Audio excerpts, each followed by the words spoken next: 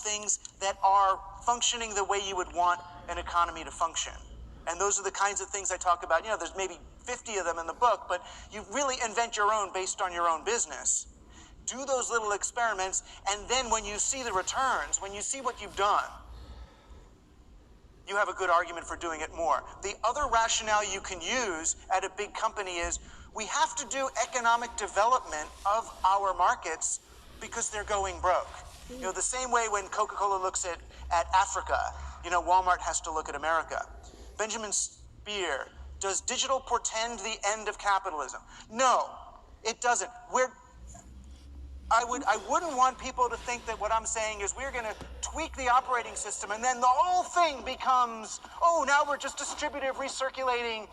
No, but what we have to do is optimize more for the circulation of value and a little bit less for the accumulation of capital in dead share price. No, big old people need capital. Capital does a lot of things. You want to build a bridge or something. You want to make Tesla rockets. You know, you need some capital. Capital is great for certain kinds of things. It's just not appropriate to use the power of capital to destroy local markets, to destroy local businesses. I mean, almost everybody at this conference is taking Uber cars.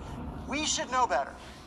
We should know better. Talk to the guys who are driving the real cars, or driving an Uber car and talk to them and ask them how well they're doing. You know, we can't just perpetuate a model that doesn't work. And finally, oh no, I've got 5 if we want. Chandler, Chanhattan, I bet she's from New York. Is the Red Queen effect, moving twice as fast to go anywhere, just an MBA theory? How is it practiced by business leaders? I mean, it's all based on the acceleration of extraction. You know, the problem with an interest-based currency model, to the exclusion of all others, is not just that we have to grow, but that we have to grow faster every year. You have to have better quarter over quarter, year over year growth than you did before, because your balance sheet ends up growing exponentially. And as you will know, in nature, there is no such thing as exponential growth. There really is not. There's a whole, but that we have to grow extraction. You know, the problem with an interest-based currency model, to the exclusion of all others, is not just that we have to grow, but that we have to grow faster every year. You have to have better quarter over quarter, year over year growth than you did before, because your balance sheet ends up growing exponentially. And as you will know, in nature, there is no such thing as exponential growth. There really is not. There's a whole lot of arithmetic growth. There's a whole lot of even curves. You can get x squared, but you're not going to get real exponential growth in a natural system. But we're demanding exponential growth economically. So what happens? It has to come out of somewhere. That's why it comes out of the topsoil. It comes out of our lives.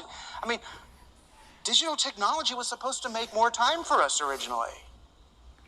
It was supposed to make more time. It hasn't. It's an always-on device strapped to our bodies, vibrating every time somebody's got a friggin' update. I got updates from things I don't even know what they are. You know, and I live in this state of perpetual emergency interruption, where the surface area that I was talking about, the increased surface area for corporate capitalism, is human attention.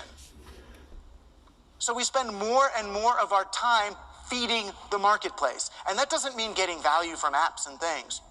So, no, the Red Queen effect, ultimately is BS. You know, and so many business truisms are BS, not because they're mathematically wrong, but because they're based on the premise of our current corporate operating system as a condition of nature.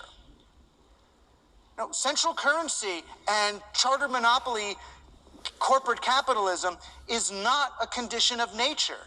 It is an operating system that was invented by certain people at a certain moment in history, and they've long since left the building. And we've opened the playbook as if this is just the way it's done. It's not the way it's done. Tell that young founder, tell yourself when you've got your good idea, the way it's done doesn't have to be to go find a venture capitalist to overvalue your company. It's not the best, first, next, step. It doesn't lead to the most probable rewards for you, and it doesn't lead to you getting to do the business that you want to do. Adam, what is Uber's motivation to give 10% to drivers? Why isn't payment for services rendered enough?